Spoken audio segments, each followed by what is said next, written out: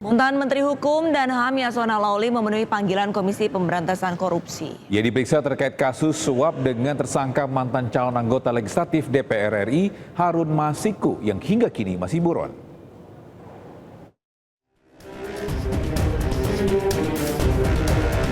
Mantan Menteri Hukum dan HAM Yasona Lawli tiba di gedung Komisi Pemberantasan Korupsi Jakarta Selatan Rabu pagi. Yasona menjalani pemeriksaan sebagai saksi dalam kasus suap pergantian antar waktu anggota DPR 2019-2024 dengan tersangka Harun Masiku yang hingga kini masih buron. Ini merupakan panggilan kedua setelah sebelumnya Yasona batal hadir pada agenda pemeriksaan Jumat 13 Desember lalu dan meminta penjadwalan ulang. Mantan politisi PDI Perjuangan Harun Masiku buron usai ditetapkan sebagai tersangka kasus suap pada 9 Januari 2020. Harun Masiku menyuap Komisioner KPU Wahyu Setiawan senilai 1,5 miliar rupiah agar dirinya menjadi anggota DPR melalui mekanisme pergantian antar waktu PAW. Sementara mantan politisi PDIP Marwarar Sirait membuka sayembara penangkapan Harun Masiku. Ia bahkan menawarkan imbalan dari uang pribadinya sebesar 8 miliar rupiah. Harun Masiku tuh siapa sih kok bertahun-tahun nggak bisa ditangkap? Ya, saya akan kasih bonus bagi yang bisa menangkap Harun Masiku 8 miliar rupiah uang pribadi saya. Ya, supaya semangat, supaya tidak ada di negara ini yang kebal hukum. Ya, dan saya gunakan berkat dari Tuhan itu untuk memberantas korupsi yang ada di Indonesia. Buron kasus suap Harun Masiku masuk ke dalam daftar pencarian orang sejak 17 Januari 2020. Ia sempat terdeteksi pergi ke Singapura dan kembali ke Indonesia pada kurun waktu 2020. Tim Liputan iNews melaporkan.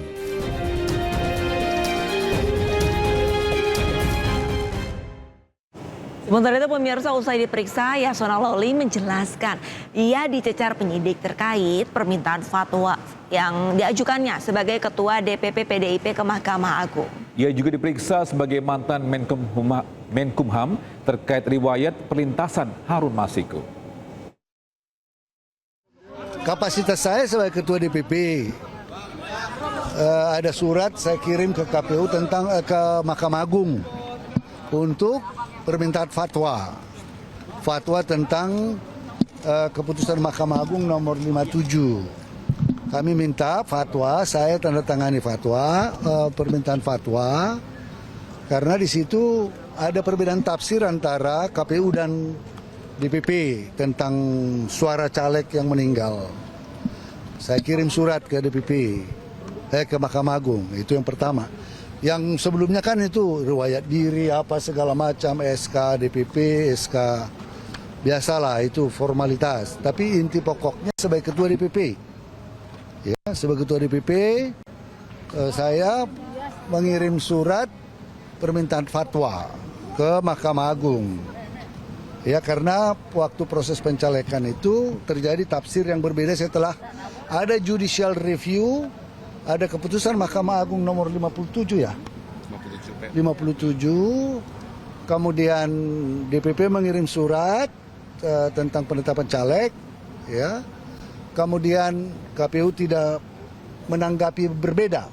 Kemudian kita minta fatwa kepada Mahkamah Agung. Mahkamah Agung membalas fatwa tersebut. Ya, sesuai dengan pertimbangan hukum supaya ada pertimbangan hukum tentang diskresi partai dalam menetapkan calon terpilih itu. Yang kedua, yang kedua adalah kapasitas saya sebagai menteri. Saya menyerahkan tentang perlintasan Harun Masiku. Itu saja. Paling kan itu nggak ada yang profesional, penyidik sangat profesional. Ya menanyakan sesuai dengan posisi saya sebagai Ketua DPP. Ya. Kemudian posisi saya sebagai Menteri Hukum dan HAM mengenai perlintasan Harun Masiku. Itu saja. Kita beralih ke kasus lain, bisa suami aktris Sandra Dewi, Harvey Moise, menjalani sidang pledoi atau nota pembelaan. Nah ini juga sempat viral tadi pagi, pemirsa. Ini dalam pledoinya Harvey Moise ini berulang kali menyebut nama istrinya itu Sandra Dewi sebagai sosok yang menguatkannya selama ini. Suami Sandra Dewi ini, Harvey Moise, membacakan sendiri pledoi ataupun nota pembelaan dirinya di Pengadilan Tipikor Jakarta. Dan menariknya dalam pembelaannya, Harvey berulang kali menyebut nama istrinya serta mengungkapkan pesan agar tetap bertahan menghadapi masalah yang menimpanya. Sambil menahan tangis, Harvey menekankan peran Sandra Dewi dalam menguatkan dirinya ketika menjalani proses hukum.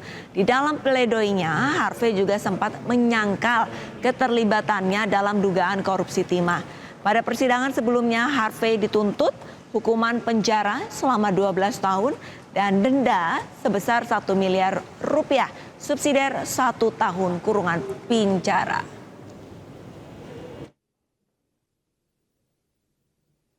Izin menyampaikan pesan ke istri yang mulia. Istriku, kita sudah pernah melewati masa susah ketika Papa sakit. Kamu selalu di sampingku. Lalu ketika senang, kita menikah, dapat anak-anak lucu yang sempurna, kamu juga ada di sampingku. Sekarang kita susah lagi. Kamu tidak pernah bersungut-sungut, tidak pernah mengeluh, tidak pernah menyalahkan keadaan, bahkan menjadi pilar penyangga keluarga kita. Tanpa kamu aku runtuh.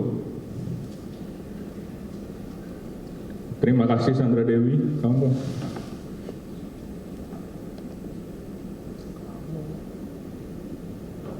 Memang yang namanya Dewi-Dewi itu biasanya hebat yang mulia. Istri beliau namanya juga Dewi yang mulia. Sandra, Chandra, Dewi, semua yang mulia. Tapi tenang. Kita dari susah, senang, sekarang susah lagi. Sekarang kita tinggal tunggu senangnya aja. Masa susah terus. Titip anak-anak. Jangan lupa berdoa setiap hari biar papa wamilnya cepat selesai. Suami-suami, bapak-bapak di luar sana, bersyukurlah kalau ditelepon istri dicariin, disuruh pulang ke rumah. Kejaksaan Tinggi DKI Jakarta menggeledah kantor Dinas Kebudayaan Provinsi DKI Jakarta di Jalan Gatot Subroto, Setiabudi, Jakarta Selatan, Rabu sore. Penggeledahan dilakukan setelah ditemukan adanya dugaan pidana pada penggunaan anggaran tahun 2023. Diduga anggarannya mencapai 150 miliar rupiah telah diselewengkan dengan cara membuat kegiatan-kegiatan fiktif. Dalam penggeledahan ini, petugas menyita beberapa perangkat elektronik, dokumen, dan juga uang sebesar 1 miliar rupiah.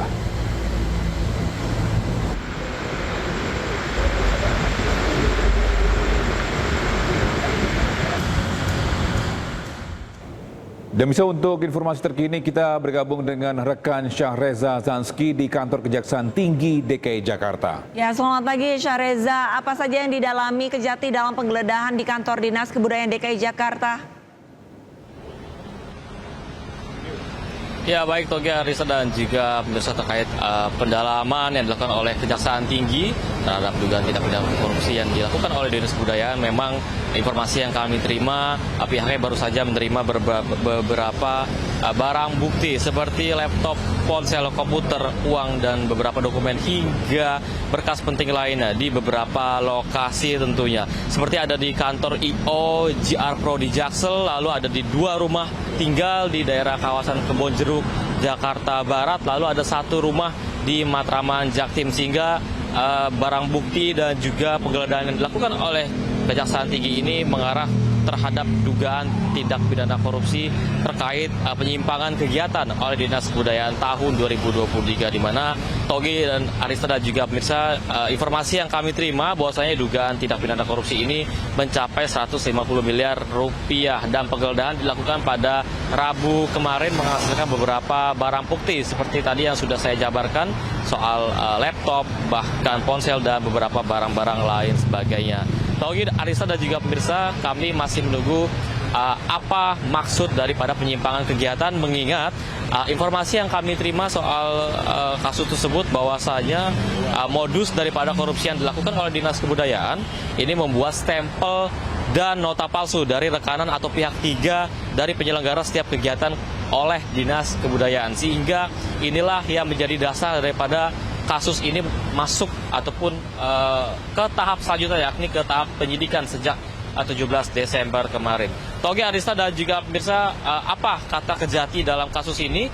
Bisa kami jabarkan bahwasanya kasus ini sudah didalami sejak November 2024 dan sehingga ini terjadi penggeledahan dan penyitaan pada Rabu kemarin.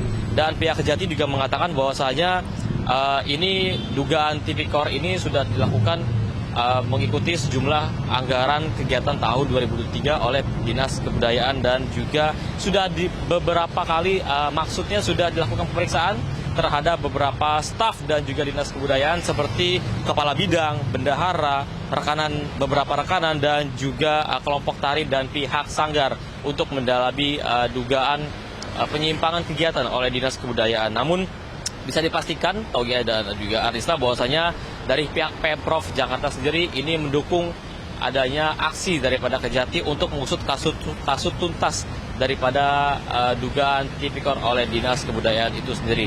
Dan untuk diketahui juga, Togi dan juga pemirsa, bahwasanya Kejaksaan Tinggi ini informasinya telah menyita uang tunai senilai 1 miliar setelah melakukan penggeledahan di kantor Dinas Kebudayaan dan 4 lokasi lainnya pada Rabu kemarin 18 Desember 2024. Dan untuk diketahui juga, Togi dan juga Arista, sejatinya kami masih menunggu apa maksud daripada kegiatan yang disebut oleh pihak Kejati karena ini diduga merugikan ataupun mencapai korupsinya dinilai mencapai 150 miliar rupiah. Sementara itu, Togi, Arista, kembali ke Anda.